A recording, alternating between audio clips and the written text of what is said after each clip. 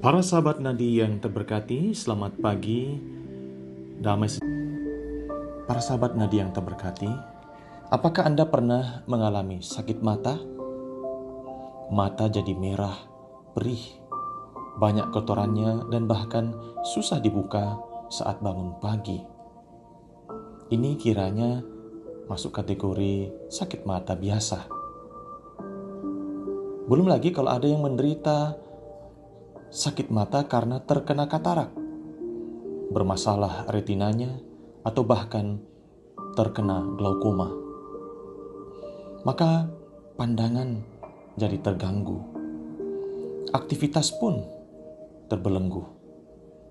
Bahkan tidak sedikit yang harus menanggung beban mental, terutama oleh dampak glaukoma akut yang dapat menuju pada kebutaan. Kalau seseorang buta, maka dunia jadi gelap. Ia tidak mampu melihat apapun, maka aktivitasnya pun sangat terbatas. Inilah penderitaan yang dialami oleh si buta sejak lahir dalam kisah Injil hari ini. Para sahabat Nadi yang terberkati, dari sisi manusia, kebutaan adalah keterbatasan yang membuat seseorang sangat menderita dan hidupnya serba tergantung pada kemurahan hati orang lain atau tergantung pada sarana penunjang hidupnya. Ia tidak mampu mengembangkan potensi dirinya dan talentanya secara maksimal, apalagi mewujudkan cita-cita besar. No way.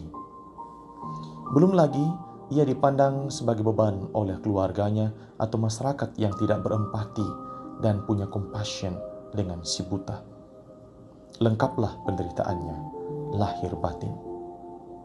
Namun, si buta memang secara fisik tidak melihat, sebagaimana kita dengarkan dalam kisah Injil hari ini. Tetapi secara spiritual, dia mampu melihat kehadiran Yesus, anak Allah. Karena imannya yang kuat, si buta membiarkan matanya diolesi oleh Yesus dengan tanah yang dicampur ludah Yesus. Bahkan si buta melaksanakan yang diperintahkan Yesus. Pergilah, basuhlah dirimu di kolam Siloam. Si buta pun pergi. Namun dari sisi Allah, kebutaan ini justru menjadi medan pewahyuan kuasa dan kasih Allah melalui putranya Yesus Kristus. Itulah sebabnya Yesus menegaskan bahwa kebutaan itu bukan dosa atau efek kesalahan si buta atau kesalahan orang tuanya. Ketika murid-murid yang bertanya, "Rabi, siapakah yang berbuat dosa? Orang ini sendiri atau orang tuanya sehingga ia dilahirkan buta?" Tuhan Yesus bersabda, bukan dia dan bukan juga orang tuanya, tetapi pekerjaan Allah harus dinyatakan di dalam dia. Lihatlah apa yang terjadi setelah si buta membasuh dirinya di kolam Siloam. Matanya melek. Si buta bisa melihat. Sungguh betapa besar kuasa dan kasih Tuhan dinyatakan kepada dunia, bukan hanya kepada si buta. Para sahabat Nadi yang terberkati, apakah iman kita sama atau lebih besar dari iman si buta?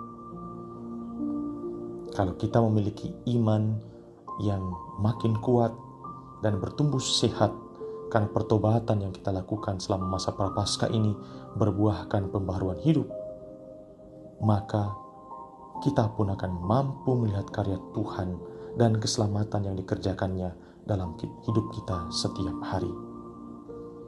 Inilah sukacita seorang yang sungguh beriman. Inilah Minggu Sukacita. Selamat melanjutkan pertobatan di masa prapaskah ini. Semoga hati kita makin terbuka dan dosa-dosa dibersihkan dari iman kita, dari hidup kita, sehingga kita memandang kuasa dan kasih Tuhan dalam hidup kita. Selamat beraktivitas, selamat merayakan hari Minggu, hari kebangkitan Tuhan. Salam Nadi, berkat Tuhan melimpah bagi para sahabat sekalian.